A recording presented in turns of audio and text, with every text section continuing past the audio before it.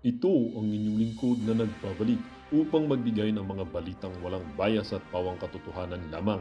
Ito ang Payang Pinas. Ngunit bagong lahat, kung bago ka pa lamang sa ating channel ay syempre huwag mong kakalimutan na mag-subscribe muna, pindutin ang notification bell at piliin ang all upang lagi kang maging updated sa ating mga bagong videos na ina-upload araw-araw. At syempre, maraming salamat na rin po sa ating mga solid viewers sa walang sawang pagsuporta. Huwag na huwag rin din pong kakalimutang mag-iwan ng like at i-share ang ating mga videos upang maging aware din ng ibang tao sa kung anong nangyayari sa ating bansa. At kung mayroon ka naman pong opinion or di kaya hinaing, ang ating comment section po ay bukas para sa inyong mga saloobin. Laging tandaan, bilang residente ng bansang Pilipinas, ang ating opinion ay dapat marinig at mapakinggan. Ito na nga mga kaibigan, atin nang panoorin ang kabuuan ng video.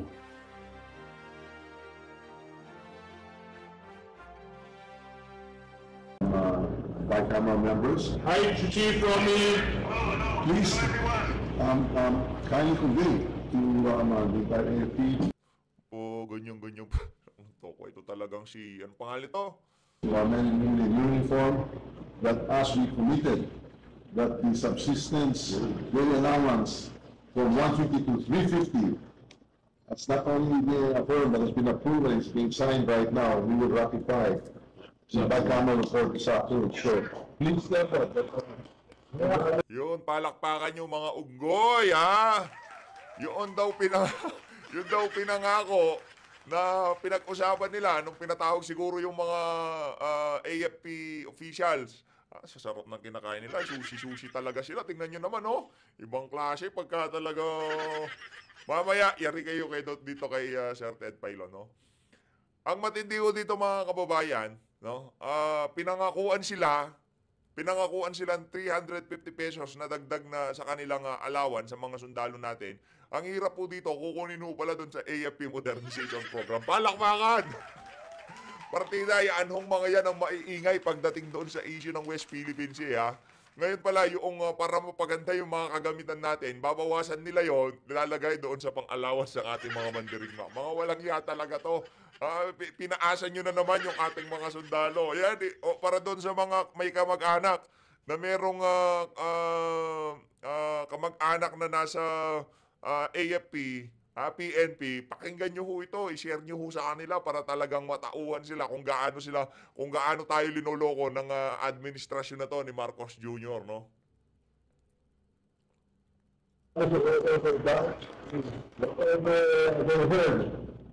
That's all fake news.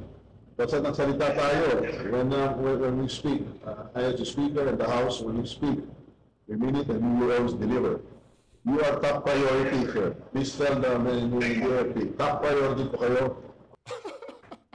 Okay, sa AFP daw, top priority daw kayo, sabi nitong si Tambaluslos, ha? Talagang, naniniwala ho ba kayo na top priority kayo ng administrasyon na to?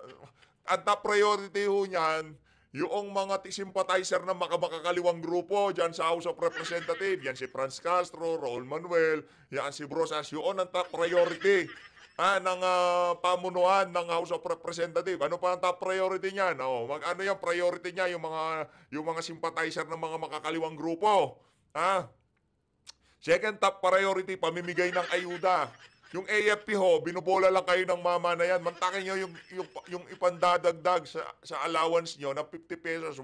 From 150, magiging 200 na ho. Hindi 350 ha, kasi nungalingan yon. At galing din ho yun sa pera nyo. Galing din ho yun dun sa mga pambili nyo ng mga gamit nyo. Bagong armas, bagong bangka, bagong helicopter, galing din ho sa inyo yun. Kumbaga, nabawasan yung para sa modernization, itinapal nila sa allowance ng mga sundalo. Ganyan ho sila kawalang hiya, mga kababayan. Troy. And we are fully committed to support all of you and to keep your morale high and to always take care of you. Please convey that. Ito naman si Chief of Staff Romeo Browner. Thank you siya ng thank you dito kay Tambalos. Talagang pinipilit ho nilang, yung si Browner, aso talaga ho yan ni Marcos Jr., hindi ho talaga yung kakana. Kapatid yan, binigyan ng pwesto sa pamahalaan kung di tayo nagkakamali, ha? Kung nagkakamali tayo, pwede nyo naman akong correct dyan sa comment section. Wala naman hong problema dyan, no? Pero yun ho nabalitaan natin. Ngayon, itong administrasyon na to, naririnig-rinigan na ho siguro nila kasi base din ho kay Tatay Digong, yung mga nasa lower rank na mga AFP personnel, mulat na ho ang mata nila na napakatindi na ho ng nangyayaring korupsyon, panluloko ng administrasyon na to sa sambayan ng Pilipino. Kaya yung 50 pesos additional sa allowance ng mga mga sundalo, wag tanggapin nyo ho yan. Pero nakakalungkot lang hong isipin, pambili ho dapat ng mga makabagong kagamitan yan, sabagay, kulang din naman ho kasi yung allowance, no? Kawawa yung mga sundalo natin. Pero wag nyo hong isipin na may malasakit sa inyo yung mama na yan. Ang malasakit lang ho niyan, na kay Franz, kay yung mga babanat sa mga Duterte, yan kay Suarez, yan sa mga nasa Twadcom, pero sa mga AFP, naku, mga utot nyo, ika nga nitong si di ba? Hindi kayo anin yan. Anong priority? Kayo ang pinakahuli sa priority nitong mga walang yung congressman na to. Project, ha? Yung project nila, yung mga kupit nila, yun ang nila, priority ng mga walang yan. Mabuhay ang AFP. Mabuhay sa inyo lahat. Mabuhay.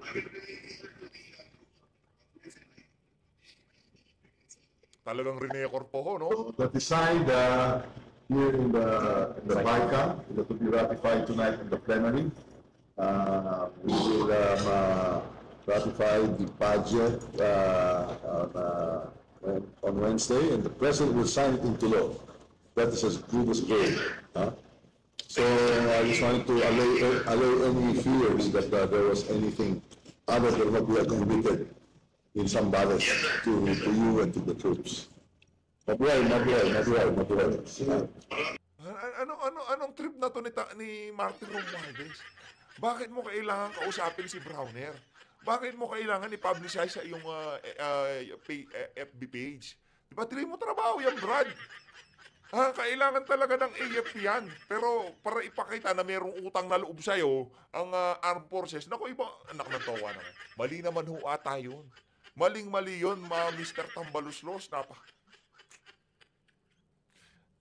Mapapakamuti ka na lang We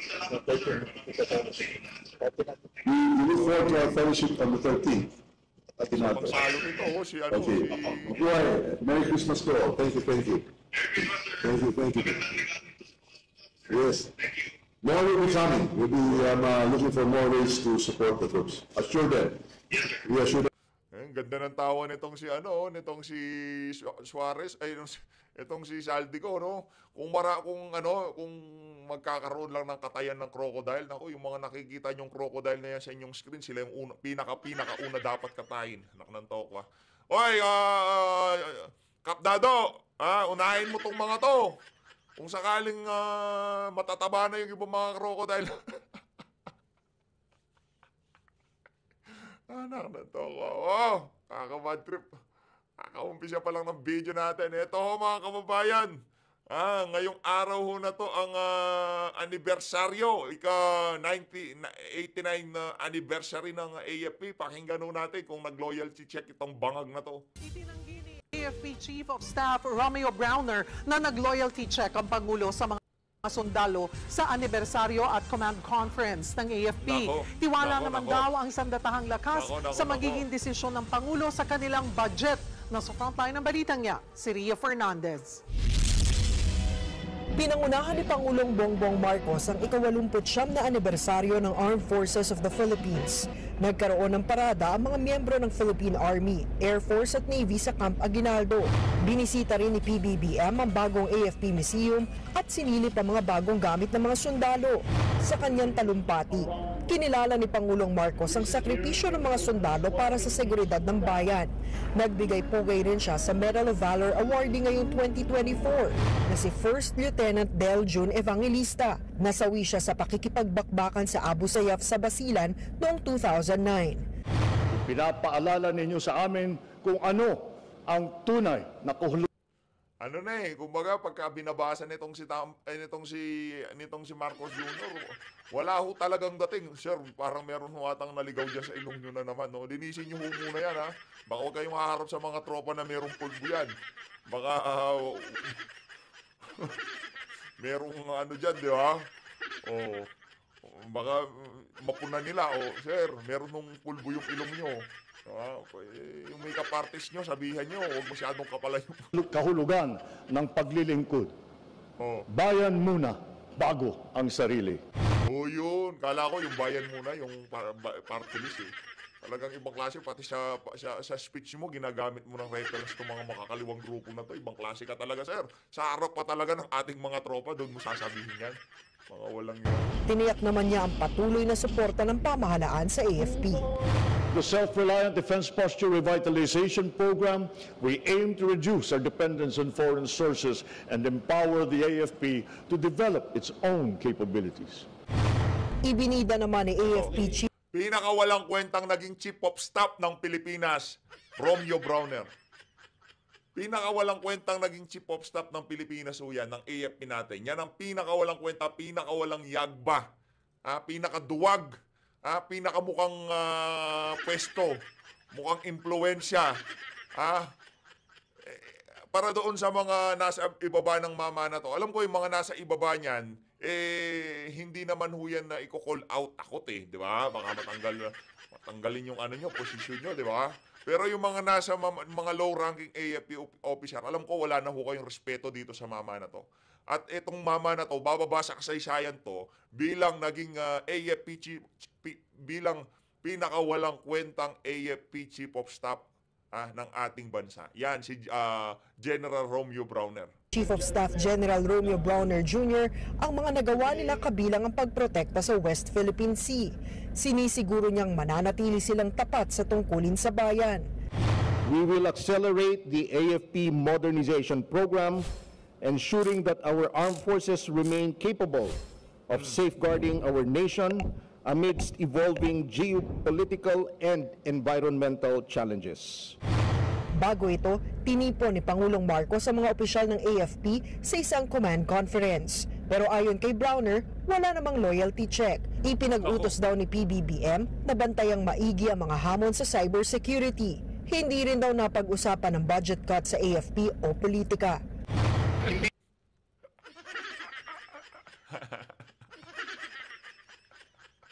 Hindi ba pinag-usapan? Paano mo, oy Browner, paano mo sasabihin sa mga tropa na binawasan yung modernization natin? Para doon sa mga bagong bota, tsaga-tsaga ho muna kayo dyan, mga tropa, di ba? Yun ang magiging epekto nun eh. Di ba mo-modernize, bibili ng mga makabagong gamitan, bagong telescope, bagong mga equipment, mga bagong sapatos. Yung para ho doon sa mga bagong kagamitan na yon, bagong mga sasakyang pangdagat, panghimpapawid, mga bago. Mo-modernize nga kasi mga outdated na yung gamit natin. Paano mo sasabihin na yung pondo para doon kinatkong at ibinigay pang-ayuda sa atin? Hindi nagkaroon ng loyalty check because the AFP is a professional organization. We try to keep ourselves out of that because we trust in the system. We trust the President with his powers. Pero sa professional, oo, yung mga nasa baba.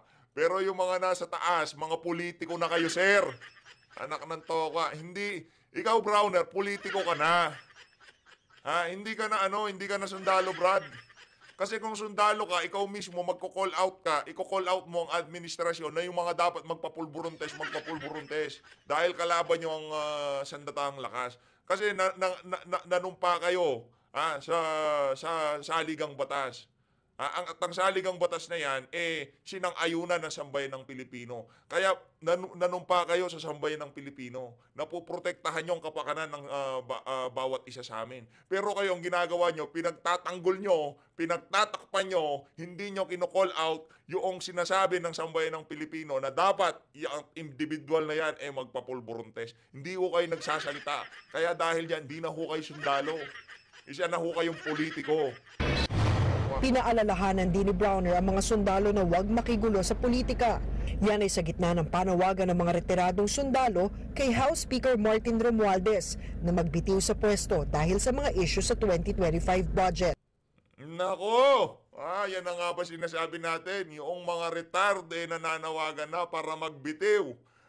Etong si Marcos Jr., ito ho ang kabuuan ng interview na yan, itong si Romeo Browner. Pakinggan ho natin ang kabuuan ng interview niya na yan. Kung saan, lalabas ho ang pagiging mahinang lider at sunod-sunuran kay Tambaluslos at kay Marcos Jr. Yan ho ang mukha ng pinakawalang kwentang naging chief of staff ng AFP. Nakakahiya ho kayo.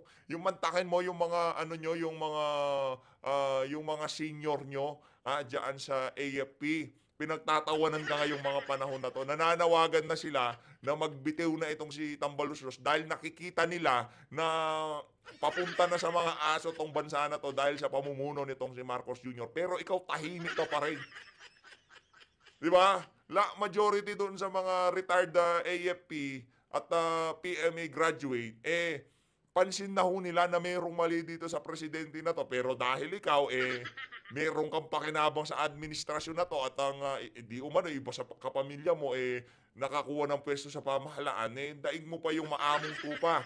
At imbis na encourage mo yung ating mga kababayan, mga kasundaluhan na protektahan ang sambayan ng Pilipino laban dito sa mga walang yang leader na to, pinagtatanggol nyo yung si Tambaluslos, si Marcos Jr. Nakakahiya ho kayo. Game. Anong take nyo dun sa mga ganyan? Well, sa amin sa Armed Forces of the Philippines, because we want to continue to be professional, hindi na po kami nakikialam dun sa mga, for example, yung mga sulat, no? Yung tungkol dun sa budget natin. Because anyway, the President said that he is going to go over the budget. He promised, in fact, he was supposed to sign the budget into law today. Pero hindi niya ginawa dahil gusto niyang i-review muna at kung meron siyang kailangan ibalik ng mga budget ay gagawin niya. So, we have full trust naman dun sa sistema natin. So it should not be up. May tiwala kayo sa sistema natin na wala sa National Expenditure Program. Tapos pagdating sa Malacanang, kung ano-ano nang pinagdadagdag nitong si Martin Tambaluslos Romualdez. May tiwala kayo dun sa sistema na yon? Ba talaga namang pambihira? Palakpakan ho natin to si Browner. May tiwala pala ho siya sa ganun Yung tipong wala naman sa NEP, pero pagka sa GAA, kung ano-anong pinagdadagdag nitong si Tambaluslos, doon sa sistema na yun may tiwala. Yaang si Romeo Browner. Pambihira tiwala ho siya sa puro ayuda. Yan. Tiwala ho siya sa proseso ng House of Representatives at na Senado. Yan. Sa kabila ng ilang senador ang hindi pumirma doon sa budget. Diba? Napakarami yung senador na hindi nila pinirmahan yan dahil napakarami. Palsipikado yung pagkakabalangkas ng budget. Pero may tiwala yan si Browner. Palakpakan. Diba? Baka naman magsalita yan. Should it be a source of discontent? Armed forces, mga batang moral, hindi dapat, no? Hindi naman kailangan maging source of discontent or even concern ito. Meaning, of course, we are concerned about the budget, no? But we trust the system. That is what is important. So sa command conference ba, nagkaroon daw ng loyalty check? Meron bang mga... Wala naman. hindi nagkaroon ng loyalty check. No? What was important in the command conference is that we presented kung ano yung mga naging accomplishments ng AFP all throughout the years. No? Several years. In fact, kinumpare natin yung peak ng New People's Army at 25,200 fighters in the late 80s. Ngayon, 1,000 na lang. So, yun yung pininisad natin. Dahil ba dito sa administrasyon na to? Dahil ba dito sa administrasyon na to?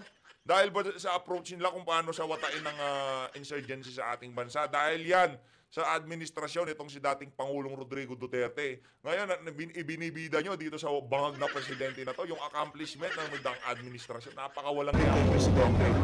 And we presented also our new campaign plan. yung tawag po natin dun sa campaign plan natin is Tatag Kapuluan, which encompasses all the operations that we need to do to protect our people and secure the state, secure the land. Kasama na yung WPS. Kasama na yung WPS doon, kasama na yung internal security operations pa rin. Dahil kailangan tuloy-tuloy yung operation natin so that we will ensure that we sustain the gains in our campaign. Sir, sorry, just arrived. Rio Fernandez, TV5. Nabili ko na lang sa budget cut na nabanggit ni Senator Ivy Marcos. What's the status of the AFP? Alam nyo, again, because the AFP is a professional organization, we try to keep ourselves out of that. No? Because we Kaya ho natin pinarinig kanina yung video nitong si Tamba Luslos, nakausap niya itong mama na to. Pagkakausap ka ni Tamba, nagpapatingin ka. Nakikialam ka yung tipong, thank you sir, salamat po, salamat po.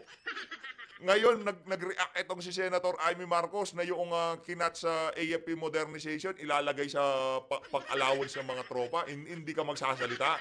Professional kayo. Pero tinatawagan ka ni Tamba, kaugnay sa budget nyo. Anak ng toko, palakpakan ho natin itong pinakawalang kwentang naging chief of staff ng AFP. Ibang klase ka, sir.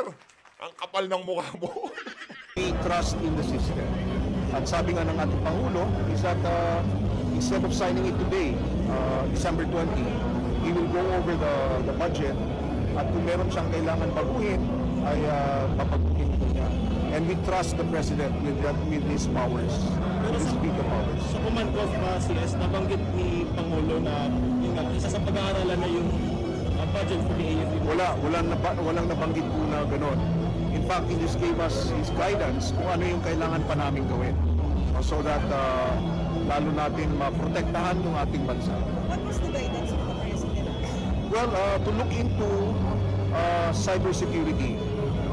Dahil this is becoming a bigger threat to our country. So, dahil medyo pinapalakas natin yung ating cybersecurity, so he asked the AFP to also look into protecting not just the AFP but the entire country when it comes to cybersecurity.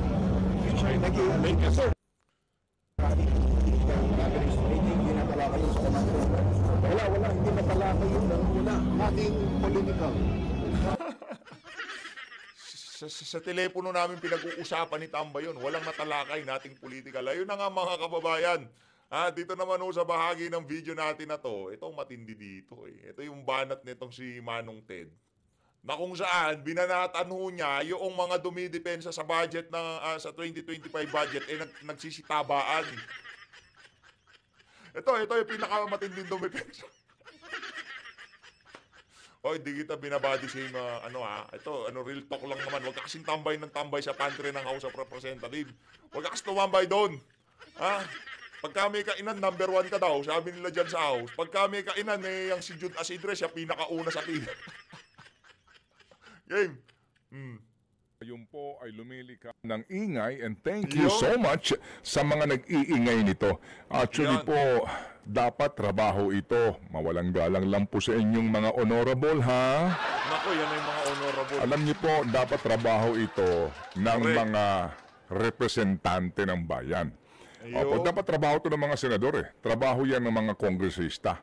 Ang mag-ingay kung nakikita ho nila at nalalaman nila na mukha pong lugi ang bayan. Pero mukha pong ngayon, ang trabaho ng ating mga kinatawan o representante ay ginagawa ng mga tulad nila Cielo Magno, mga kapatid, in all fairness. Diba? In fairness, kahit na medyo may pagkahipokrito at bias yang si Cielo Magno doon sa budget ng OBP, budget ng UP, kung paano niya banatan yung budget nitong si Vice President Sara Duterte, at meron din naman palang issue yung budget ng UP na kahalintulad nung nangyari dyan sa kay Vice President Sara Duterte, pero hindi niya ma-call out. Pero dito sa isang issue na to, pagdating sa pilit, talagang sobrang bibo niya. No? Di palit na lang natin si Cielo sa mga representatives natin. Pwede ba yun? Pwede ba tayo mag-propose signature campaign? Kung meron lang tayong puder Hindi po ba mga kapatid, Alam nyo, this is very... Kung ganun pala, ilagay na rin natin si Ma'am Sasrogando sa asot dyan. Di ba? Kung iyang si Proc Malutigia. Kasi ano lang naman kumbaga, kasi maraming kaibigang mainstream media yung si Cielo Magno Maya nandyan siya sa mainstream media, pero itong si Ma'am Sas at itong si Proc Malutigia, hindi nila rin frustrating kasi nga kinakailangan pa mag-ingay ng iba't ibang mga sektor at grupo. Dito po sa klaro ho naman na mga paglabag unang-una sa ating pong saligang batas, klaro ho naman ang may pinakamataas dapat na budget ay ang Education Department. Tinalo ng DPWH sa pagkalaki-laking agwat. Ikaw naman, sabi nung isang mambabatas, pagka daw inad-ad nyo, lahat nung iba pang mga sektor, hindi lang DepEd, lampas naman daw sa budget yon ng DPWH. Lahat talaga nang pwede nilang maisagot, mapagtanggol lang. Yung 2025 budget, gagawin nila kahit balot. Naku, sino yung congressman na yan? Yan ba yung tabatsingsing na nasa... Pinakaunang pumipila sa buffet ng House of Representatives. Pagka mayroong merienda, naku, number 1 daw yung si Asigre. Yan sa House. Pagka may kainan, naku, mapili pa yan sa ulam. Sorry po. Sabi ko nga sa iyo, ang mga nagtatanggol dito mukhang nananaba Naku po! Uy, maghina-hinay ka naman sa salitang nananaba. Naku, Jude Asigre. Yan ang nagiging resulta pag lagi kang una sa pila ng buffet. Di ba? Puro, hindi pa naman puro pagkakumain ng pagkain daw. Naku, yung isang kanin, parang bundok na Naku, magagalit na naman kung si Jude Asigre. Babanatan niya na naman yan yung mga vlog. Mga salita. Yan. Opo, diba? Makolesterol ang kanilang mga salita. O sige, andyan na ba siya? Para natin matunghayan itong mga importante mga informasyon na ito, mga kapatid. Pero ito muna, good morning sa lahat po ng ating mga ginigiliw po, na mga uring manggagawa nga, na ngayon po siguro din nagtatanong, kumusta naman ang bonus? Kaya mamaya din, tanungin mo si Secretary Benny Laguesma dito nga sa usapin po ng bonus, kasi ang iba ho, mga kapatid, ay hindi pa nakakatanggap. Siguro ho naman din baka wala pa hong pambigay yung ating ilang po mga kumpanya. Dapat din po natin maunawaan. Hanggang kailan ba yung palugit? Ang deadline naman yan po office hours ng December 24. Wala pa namang December 24. Pero mukha namang karamihan ng mga nagtatrabaho sa kumpanya na ibigay ng kanila mga bonus. Pero yung po mga iba, syempre, katakot-takot na po ang bonus. Di ba? Kitang-kita ho nga naman sa kanilang mga itsure. Talagang namumutik-tik sa bonus. Sana all! Sana all! Nagkakaputol-putol daw po ang ating linya. Alright, mamaya po meron tayo. Ayun kita nyo naman mga kababayan. Isipin nyo magkano kaya itong bonus nitong mama na to, di ba? Kita nyo naman yan ang dumidepensa sa budget. Yung winner sa ating What's on Your Mind at ang ating din pong update at follow-up sa mga inyo na pong natulungan at ito ho yung mga nagbibigay po sa atin ng inspirasyon. And of course, ang ating pong The Daily Brad, anong say mo Brad, mamaya po naman yan. At meron din po tayong paliwanag mamaya kasi kahapon, ito lang, pasadahan ko lang ito girl kahapon po, doon sa hearing ng Kamara na naandun po ang pinuno ng PhilHealth, para bagang they're taking it hook, line, and sinker ang mga sinasabi lang po nila na hindi po man lamang siguro ho binigyan ng pansin yung ilang pong importanteng observations and recommendations ng COA sa financial standing ng PhilHealth. Opo, yung Insurance Contract Liabilities Provision, specifically ICL. Very complicated po ito. Pag binasa ko ito sa wikang English po ito, talaga namang dudugo ang ilong mo, Pero mukha pong kung iyong susuriin itong mga kataga na ginagamit dito, ito halimbawa, simulan ko lang po ito habang hinihintay natin itong si Ginoong Laguesma. Ito po, the faithful representation in the financial statements or provision for insurance contract liabilities amounting to 1.150 trillion and 266.873 billion for the calendar years, that's 2023 and 2022 respectively, cannot be ascertained due to the following factors. The completeness and accuracy of the claims and premium data cannot be established, casting doubt on the reliability of the reported figures. So basically po, ang pinag-uusapan dito na insurance contract liabilities, yung pong naipaliwanag sa atin ni Senator Coco Pimentel at ni Ma'am Shelo Magno. At yung ilang pahong mga ekonomista, po sa labas ho ng Kongreso sinasabi nila kasi nga kapag ika-insurance corporation, meron ka ng tinatawag na insurance contract liabilities na paghahandaan mo in the future. Meaning hindi ka lang maghahanda for this year. Kasi paano po kapag next year, hindi naman po sana mangyari, magkaroon ng panibagong pandemya. O bigla po merong mga sakit na lumipana at marami po magkasakit. So yun, pinaghahandaan mo na yun at dapat doon sobra ka sa pera mo. Anyway, ito na po sa ating linya si si Secretary Benny Laguesma ng Department of Labor. Magandang umaga po, Secretary. Good morning! Ted, magandang umaga din po kay DJ Chat. Magandang umaga po sa inyong mga taga-subaybay at taga-tangkilik. Yes, Benny, good morning po. Thank you for being on the show. Isa nga po ang inyong ahensya sa nagkaroon ng budget cut for the 2025 budget at 18 billion pesos po ang natapyas sa inyo pong budget dyan sa DOLE. Ano pong reaksyon nyo dito? Ito po ba'y, sapat na po ba ito yung ibinigay sa inyo para po sa mga proyekto na gagawin ninyo sa susunod na taon? DJ Chacha at Kuya Ted, kami po naman ay laging tumitingin na lahat po ng mga department may mga kanya-kanyang priorities. At kung kami po ay nabawasan, batay po doon sa usapan ng BICAM dahil sagad po yung amount na nakapaloob sa aming net, nadagdagan po. Pero pagdating po sa BICAM, nabawasan. Pero meron po kasi kaming prinsipyo na kung ang kumot po ay maiksi, mamalukto po kami at mag-a-adjust po kami.